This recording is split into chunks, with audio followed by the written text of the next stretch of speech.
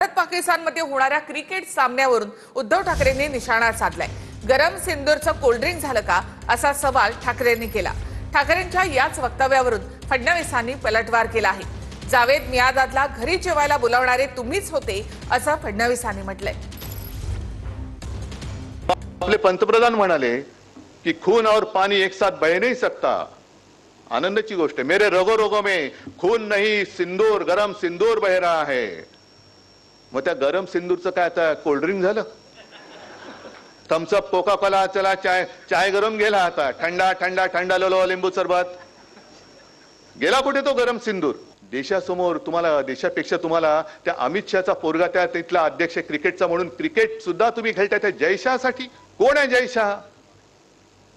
त्या तिकडे जो धारातीर्थी पडला आपला सैनिक किंवा ते जे काय आपले नागरिक मारले गेले त्यांच्यापेक्षा मोठा आहे, त्याच्यापेक्षा क्रिकेट मोठा आहे। जावेद मियादादला घरी जेवायला बोलवणारे तुम्हीच होतात ना, पण मला त्याच्यावर बोलायचं नाही।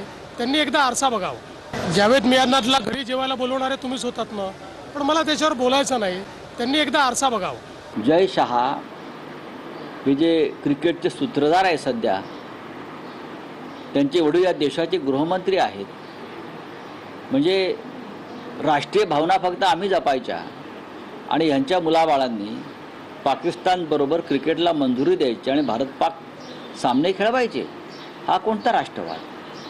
त्याला मी देशद्रोह म्हणतो। कोणावर क्रिकेट खेळल्यावर तरी पण पाकिस्तानला चड्डीत ठेवण्याचं काम आमच्याच मोदी सरकारने केलेलं आहे, म्हणून ते संजय राजाराम राऊतने आम्हाला सांगू नये। आणि फक्त एवढं सांगावं, इंडिया पाकिस्तानच्या मॅच मध्ये ते इंडियाच्या बाजूने असणार की हा पाकिस्तानच्या बाजूने बुरखा घालून उभा राहणार? संजय राऊत यांना माझं सांगणं आहे की आम्हाला भारत पाकिस्तान क्रिकेट याच्यावर प्रश्न विचारण्याचा तुम्हाला अधिकारच नाही। तुम्ही घरात जावेद मियादादला बोलून बिर्याणी खायला घातलीत, त्यांनी भारत पाकिस्तान क्रिकेटच्या टुर्नामेंटबद्दल आम्हाला प्रश्न विचारणे याचा नैतिक अधिकार तुम्हाला नाही। आशिष शेलरचं ज्ञान कमी आहे। जावेद मियादाद बाळासाहेबांना विनंती करायला आला होता की भारत पाकिस्तान मॅच होऊ द्या।